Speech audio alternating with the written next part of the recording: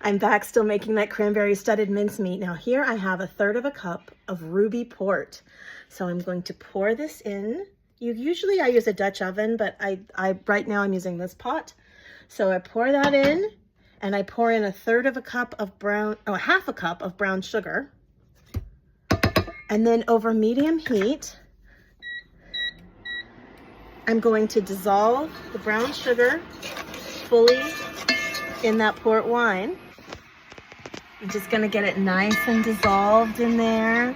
It's looking pretty good. And then I'm going to add my cranberries. You use 1 bag of cranberries. So now that's nice and dissolved. I'm going to add these cranberries. Yeah, get in there, cranberry. And then I need 1 teaspoon of my English spice that I just mixed up. So I get a nice teaspoon here. That's a mix of cloves, nutmeg, cinnamon, and allspice, and ginger. So I add a teaspoon of that. Then I add a 1/2 teaspoon of cinnamon. This is 1/4 teaspoon. And a second 1/4 teaspoon. That makes 1/2. Now I add 1/4 teaspoon salt. And I just start stirring up those spices in there with those nice cranberries and that sugary port. That looks so good, right? Next I add 4 tablespoons of unsalted butter. Okay.